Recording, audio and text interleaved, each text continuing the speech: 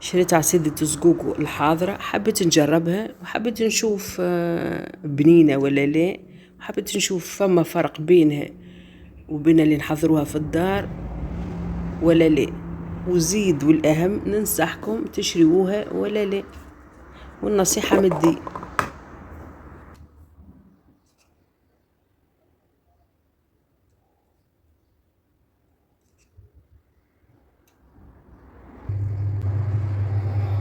كما تشوفوا يابسة شوية خاطر أنا كانت في الثلاجة في الفريجيدير، وزيد هي معناتها فيها الفرينة، الحقيقة أخذت مني شوية وقت باش حليتها في الماء.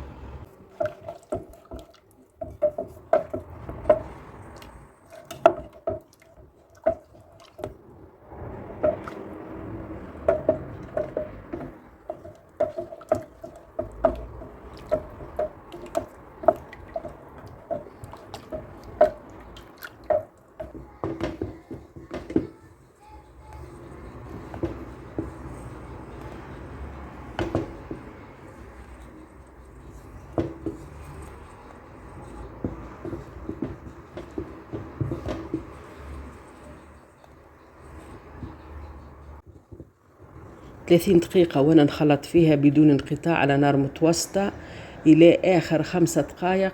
العصيدة ما ولتش عصيدة، شوية تكبست، لكن ما اضطريتش باش نعصدها. كما تشوفوا بقبقت، وتو مش نحطها في الصحافي ولا في الكيسين، ونشوفها بعد شنو هي النتيجة الأخيرة. بالنسبة للريحة شميت شوية ريحة دوبة دوبة.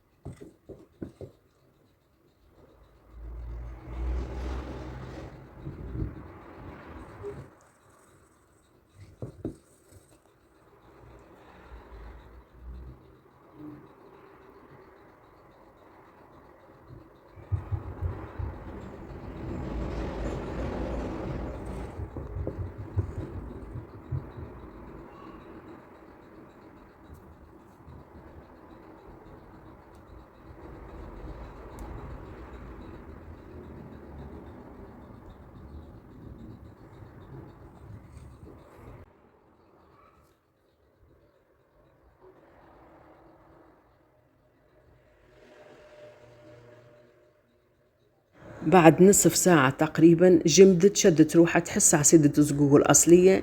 في الطعم الحقيقة ما تصورتهاش بالصورة هذه، طعمها نسبة الزقوق 20%، الريحة شبه ما فماش.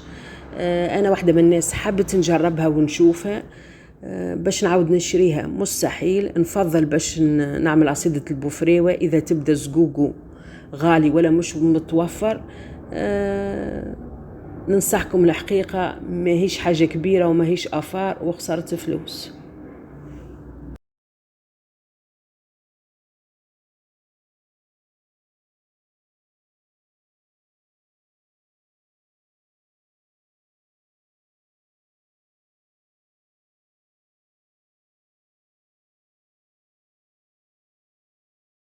زينتها شوية شوية، معناتها حاجة بسيطة. وتو نقول لكم بسلامة وتشاو.